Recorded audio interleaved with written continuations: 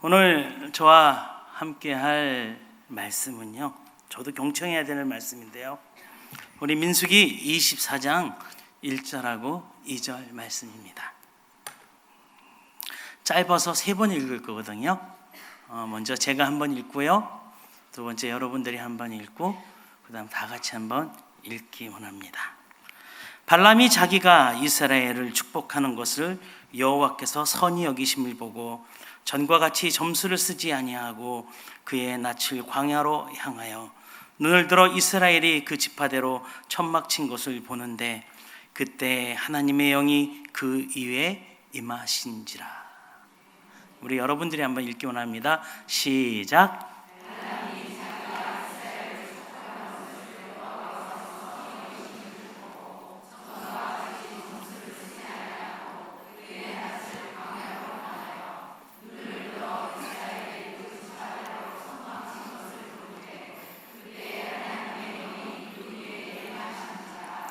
아멘. 우리 한 번 더 한 목소리로 저와 함께 읽기 원합니다. 시작. 발람이 자기가 이스라엘을 축복하는 것을 여호와께서 선히 여기심을 보고 전과 같이 점수를 쓰지 아니하고 그의 낯을 광야로 향하여 눈을 들어 이스라엘이 그 지파대로 천막 친 것을 보는데 그때 하나님의 영이 그 위에 임하신지라. 아멘. 우리는 흔히 축복과 저주라는 말을 사용합니다. 내가 다른 사람에게 축복을 하면 그것이 복이 되나요? 갑자기 궁금해졌어요. 내가 다른 사람에게 못된 말로 막 뭐라 하면 그것이 저주가 되나요? 여러분, 축복과 저주는 우리 피조물의 권한이 아니라는 사실입니다. 확실한 것은 축복과 저주는 창조주의 권한이라는 것이죠. 그래서 우리가 축복할 때 누구의 이름으로 축복을 하죠? 하나님의 이름으로, 예수의 이름으로, 성령님의 이름으로 축복을 해야 하는 것입니다. 오늘 본문에 보면 발람이 이스라엘 백성을 축복하는 장면이 나오는데, 발람이 이스라엘 백성을 축복하려 할 때 무엇이 임하였다고요? 오늘 찬양대의 이야기처럼 성령이 임해 우리가 빛을 보는 것처럼 오늘 누가 임했다고요? 성령이 임하였다고. 발람이 축복하는 것은 발람이 축복하는 게 아니라는 거죠. 발람은 하나님의 영으로 이스라엘을 축복했다라는 것입니다. 하나님이 인간에게 축복 주신 첫 번째 사건이 있어요. 그 사건은 하나님은 인간을 창조하시고 그리고 그 인간을 행복하고 평화롭게 살게 하시기를 바라시는 마음으로 무엇을 만드셨을까요? 에덴을 만들어 주셨다는 거죠. 그걸 창세기 1장에 쭉 나오는 내용입니다. 그렇다면 우리는 한 가지 생각해 봐야 될 일이 있습니다. 하나님이 인간을 축복하기 위해 에덴을 만드셨다면 에덴의 중심에 아담과 하와가 살기에 적합한 아름다운 저택과 같은 것을 지어줬어야 하는 거예요. 다시 말해 사람 중심의 에덴 동산이 만들어져야 한다는 것입니다.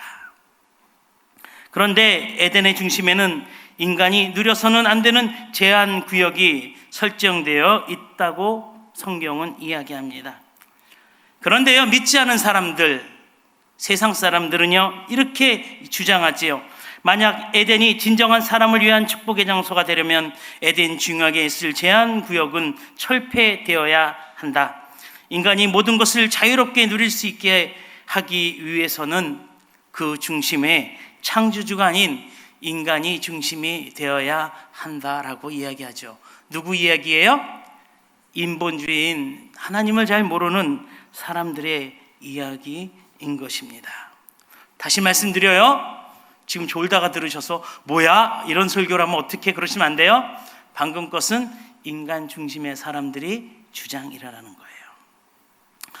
그런데 하나님은 왜 에덴 중심의 인간이 누려서는 안 되는 금지구역, 즉 선악을 알게 하는 나무와 생명나무를 만들어 놓으시고 이것을 제외한 모든 것을 아담과 하와에게 주시며 그것을 다스리고 정복하고 번성하라는 축복을 얘기하셨냐 하는 것입니다. 이것은 저는 아주 간단하게 이렇게 말씀드리고 싶습니다. 진정한 축복은 하나님 중심이 되는 삶 속에서 이루어진다라는 것을 이야기하는 것 아닐까요? 다시 한번 말씀드릴게요. 진정한 축복은 하나님이 중심이 되는 삶 속에서 이루어진다는 것입니다. 적어도 믿음의 사람들은 이것을 믿어야 하는 것입니다. 왜냐하면 저주는 하나님 중심의 에덴이 훼손되었을 때 그것을 훼손시킨 아담과 하와에게서부터 시작되었다는 것입니다. 하나님 중심이 깨졌을 때 에덴의 중심에 있는 그 하나님이 인간에 의해서 깨어졌을 때 그때 바로 저주가 시작됐다라는 거죠. 이제 정리해 보겠습니다. 여러분, 축복은 하나님 중심 삶 속에서 실현되는 것이에요. 하나님은 축복도 저주도 하시는 분이 아니라는 사실이에요. 하나님은 축복만 하시는 하나님이심을 믿으시기 바랍니다. 왜냐하면 하나님은 축복의 근원이시기 때문에요. 그래서 우리는 복의 근원이라고 이야기하십니다. 하나님은 우리가 축복받게 되길 원하세요. 그래서 복을 자꾸만 주시고자 하시는 거예요. 여기서 우리가 놓치지 말아야 할 것은 하나님은 축복도 또 저주도 하시는 분이 아니다. 그렇다면 저주는 하나님을 떠난 사람들이 사는 삶이라는 결론이 나오게 된다라는 거죠.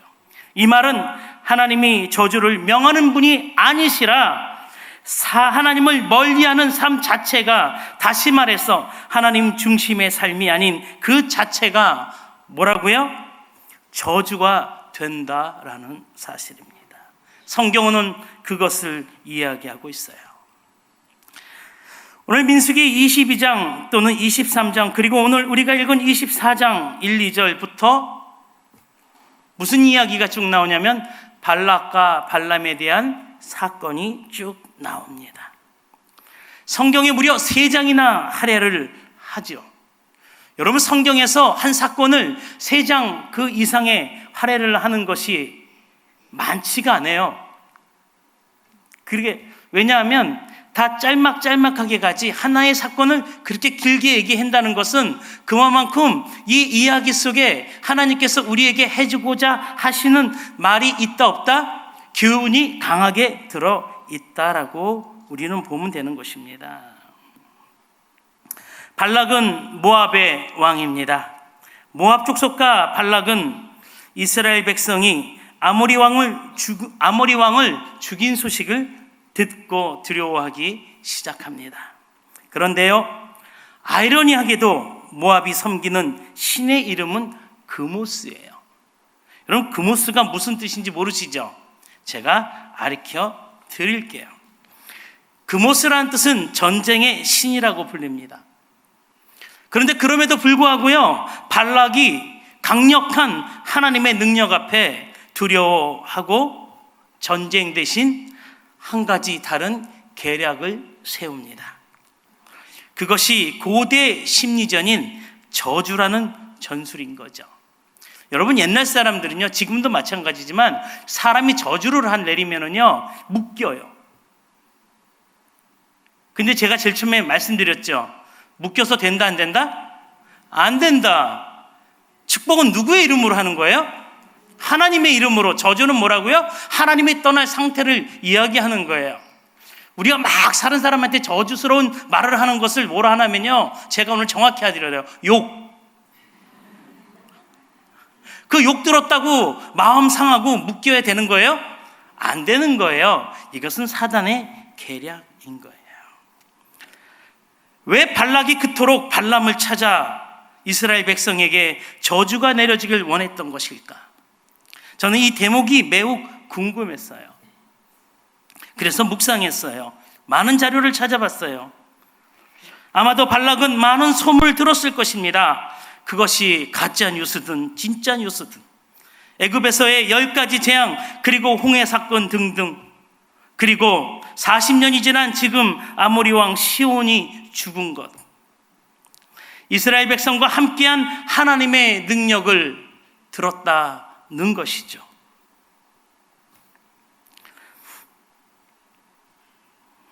이스라엘 백성과 함께 하시는 하나님의 능력을 들었기 때문에 전쟁의 신 그모스를 믿고 있는 그 발락도 두려워 떨게 됐던 것입니다. 그래서 발락은 발람을 통해 저주를 하는 그 계략을 통해 이스라엘 백성들의 사기를 꺾어놓고 본인 백성들의 사기를 드높이려고 했던 건 아닐까라고 생각합니다. 발락은 이스라엘 하나님이 함께 하시는 동안에는 자신들이 믿고 있는 강력한 전쟁의 신이라도 싸움이 안 된다는 것을 직감하고 있었습니다. 에이, 목사님, 그 당시 살지도 않으면서 어떻게 발락이 생각을 하세요? 그런데 다 아는 수가 있어요. 그러니까 발락이 예언자 발람을 불러서 이스라엘 백성을 향해 저주하라고 시킨 내용을 볼 때, 우리가 유추할 때 충분히 그러한 발락의 마음을 느낄 수 있다는 것입니다. 만약에 하나님의 능력이 이스라엘부터 떠나가기만 한다면 해볼만 하다는 계산이 적어도 발락에게 있었다는 것입니다. 성경을 잘 읽어보시면 그 내용들이 속속히 나옵니다. 이 발락의 생각과 행동이 왜 중요하냐면, 성경이 3장에 걸쳐 발락과 발람의 사건을 다루고 있냐면, 발락의 이 시간에는 이스라엘의 하나님이 함께하면 그것이 축복이며 하나님과 멀어지면 저주라는 개념이 들어있다는 것을 보여주고 있다는 것입니다. 그런데 발람은 3번에 걸쳐서 저주를 하던가요? 축복을 하던가요? 잘 아십니다. 3번을 거쳐 축복을 합니다. 발락이 그렇게 돈을 주고 매수를 하고 저주하라 시켜도 발람은 저주 대신 무엇을 하죠? 축복을 합니다. 왜 그러한 일이 벌어졌을까요? 오늘 우리가 읽은 본문 1절에 이 질문에 대한 해답이 나와 있습니다. 우리 함께 1절을 다시 한번 읽기 원합니다. 시작.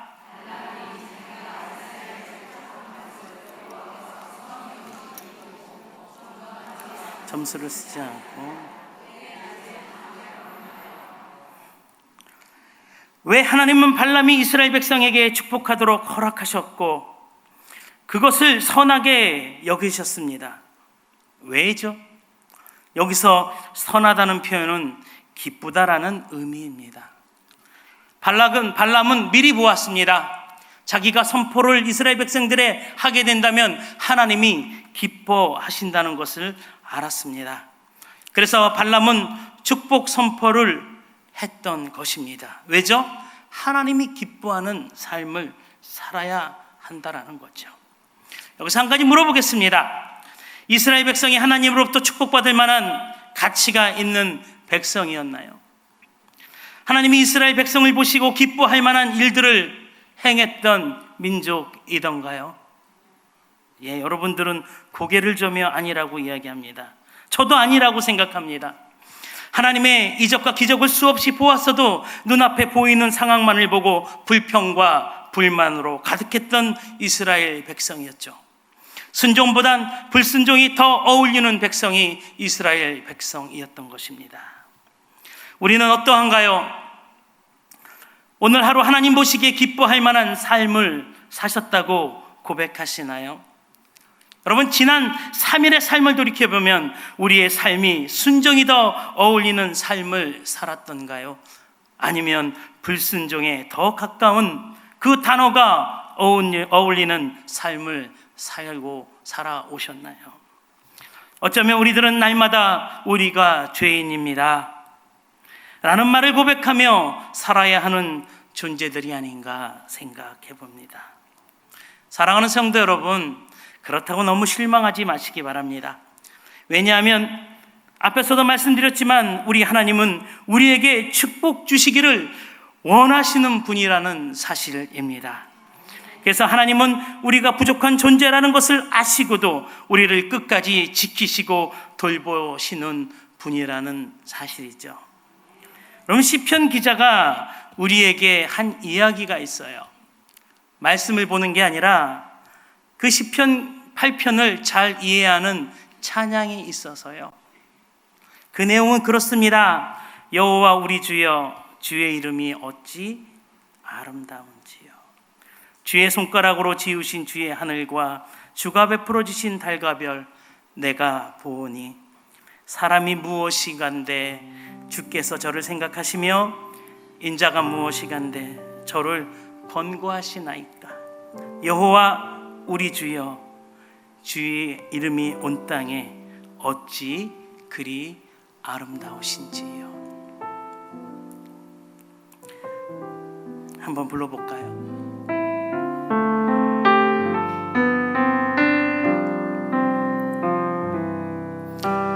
여호와 우리 주여, 주의 이름이 온 땅에 어찌 그리 아름다운지요. 어찌 그리 아름다운지요. 여호와 우리 주여, 주의 이름이 온 땅에 어찌 그리 아름다운지요. 어찌 그리 아름다운지요. 주의 손가락으로 지으신 주의 하늘과 주가 베풀어 주신 달과 별 내가 보니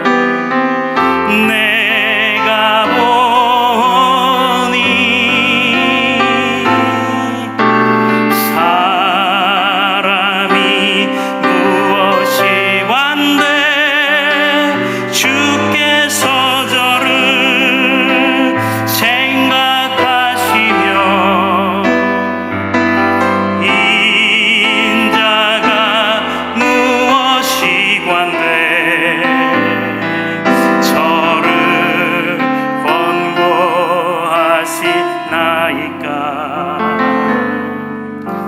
여호와 우리 주여, 주의 이름이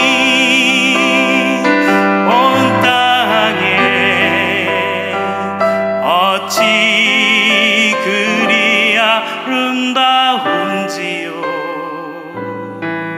어찌 그리 아름다운지요. 사람이 무엇이간데 우리를 생각하시며 우리를 지키시나이까. 하나님은 우리가 부족한 것은 알고도 그럼에도 불구하고 하나님은 이스라엘과 우리를 지키고 계신 이유가 있는데 그것이 무엇이냐 하는 것입니다. 시편 기자는 오늘 하나님의 창조의 은혜를 노래하고 있습니다. 이것은 무엇을 의미하는 것인가 하면 하나님의 창조의 아름다움을 이야기하고 있는 거죠. 하나님은 이 우주를 창조하시고 좋았더라라고 말씀하십니다. 하나님은 천지를 창조하실 때 7번이나 창세기에 좋았더라라고 이야기하시며 사람을 창조하신 후에는 복을 더해 주시고 심히 좋았더라라고 말씀하고 계시다는 거죠. 여러분, 그런데 이 좋았더라는 히브리 말은 토브인데요, 이 토브의 뜻은 약 크게 4가지로 나눠요. 첫째, 위대하다. 둘째, 놀랍다. 세 번째, 완벽하다. 네 번째, 아름답다라는 의미를 가지고 있다는 것이죠. 그 중에 저는 이 네 번째 단어가 마음에 확 와닿습니다. 아름답다. 하나님은 우리를 그리고 이스라엘을 지키시고 축복한 이유가 이 창조의 원칙을 생각하고 계셨다는 거죠. 그 창조의 원칙이 무엇이냐면 그 아름다움이 들어가 있다라는 거예요. 이 말은 무슨 말이냐면요, 우리 믿음의 사람들의 삶이 아름다워야 된다라는 의미를 이야기하는 것입니다. 할렐루야. 여러분, 그럼 제가 질문할게요. 신앙인으로서 아름다움의 여러분들의 아름다움은 무엇입니까? 하나, 둘, 셋. 여러분 3초 안에 답을 못하셨다면 조금 심각하게 생각해 보시기 바랍니다. 왜죠? 3초 안에 나와야지 자기 거라 그러더라고요. 자기 거. 다시 한번 질문하면 여러분의 신앙인으로 아름다움은 무엇입니까? 여러분 그 아름다움으로 여러분들이 덕을 끼치고 계신가요?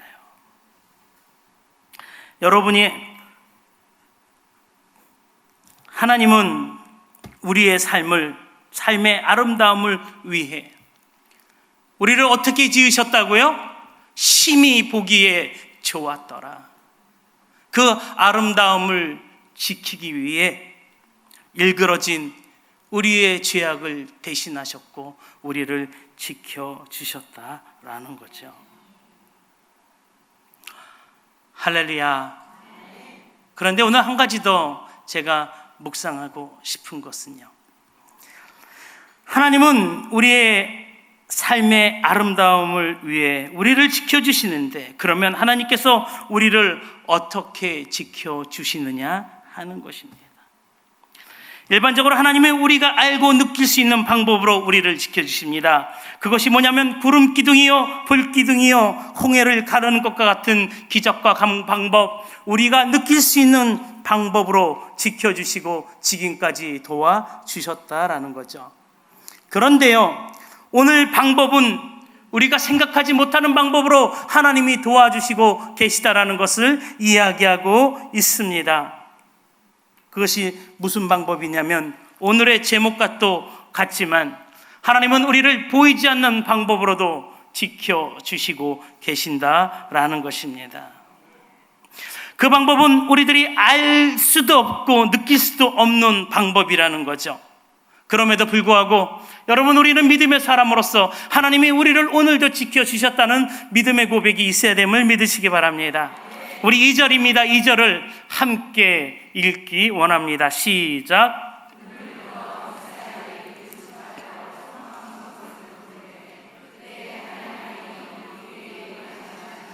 아멘. 여러분, 하나님의 영을 여러분 느끼실 수 있나요? 보실 수 있나요? 그러나 하나님의 영은 우리와 함께 하심을 고백하시길 소망합니다.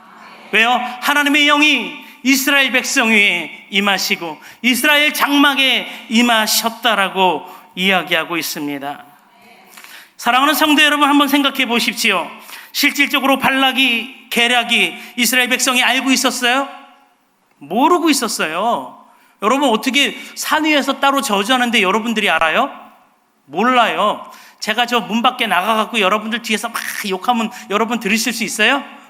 못 들어요. 모르는 거예요. 이스라엘 백성은 천막을 치고 있었죠. 하루의 일과를 정리하고 있거나 잠을 청하고 있었을 것입니다. 발락의 계획을 이스라엘 백성이 막을 수 있는 방법이 없었다는 거죠. 그런데 누가 알고 계셨어요? 하나님이 알고 계셨어요. 그리고 하나님이 이스라엘 백성이 저주당하는 것을 어떻게 하셨어요? 막아주시고 보호하여 주시고 발락의 계략으로부터 우리를 지켜주셨다라는 것입니다. 사랑하는 성도 여러분, 우리가 해결할 수 없는, 그래서 마냥 손 놓고 기다릴 수밖에 없는 일이 우리들 주변을, 우리의 삶을 지나갑니다. 여러분, 오늘 오시다가도 멀쩡히 오신 것 같지만 혹시 알아요? 하나님께서 교통사고 나실 분을 막아주실 그런 분이 여기 계신지 모르는 거예요. 근데 우리가 어떤 믿음의 고백이 있어야 되냐면 하나님이 알게 모르게 우리를 지켜주신다. 알게도 지켜주시지만 모르게 나와 내 가정과 내 자녀와 내 기업을 지켜주신다. 우리 아까 권사님 말씀하셨는데 눈을 감고 기도를 듣는데 눈물이 나더라고요. 왜요? 하나님이 우리 교회와 목사님 지켜주셨잖아요. 우리들도 지켜주셨잖아요. 하루도 빼놓지 않고 1분도 빼놓지 않고 지켜주신 그 하나님. 일방적으로 당할 수밖에 없는 그런 사건이 우리에게 다가올 때 그럼에도 불구하고 우리는 믿음으로 감사할 수 있는 것은 하나님께서 우리를 지켜주신다라는 것입니다. 그리고 우리의 눈에는 보이지 않지만 우리를 위해 지금도 일하고 계시다는 것을 믿어야 하는 것입니다. 이것이 신앙인 것입니다. 따라합시다. 하나님은 지금도 나와 우리 가족을 위해서 그리고도 하셔야죠. 그리고 교회와 이 나라를 위해 일하고 계십니다. 아멘. 이 믿음으로 승리하시는 저와 여러분이 되길 간절히 소망합니다. 우리 다시 한번 옆에 계신 성령님에게 인사 나누죠. 성령님 감사합니다. 시작. 우리와 늘 함께 하시고 지켜주는 성령님이 앞으로도 이후로도 우리 교회와 우리 목사님과 여러분과 함께 하실지 간절히 소망합니다. 기도하겠습니다. 사랑의 하나님 감사합니다. 우리가 무엇이건대 우리를 위해 그 큰 사랑을 베푸시나이까. 우리가 간절히 바라옵기는 하나님이 주신 그 아름다움을 잃어버리지 않는 신앙의 모습으로 살게 하여 주시옵소서. 그리고 하나님의 도우심으로 매 순간순간의 삶이 하나님께서 함께 하신다는 믿음이 되게 하여 주시옵소서. 지지 않는 사단이 노리는 말도 안 되는 저주에 마음이 묶여 속상한 것이 아니, 늘 우리와 함께 하시며 축복 주시기를 원하는 그 축복을 받으려고 애쓰는 그러한 신앙인의 아름다운 삶이 되길, 하나님이 그렇게 붙잡아 주시길 믿고 나아가길 우리 예수 그리스도 이름으로 감사하며 기도드렸습니다. 아멘.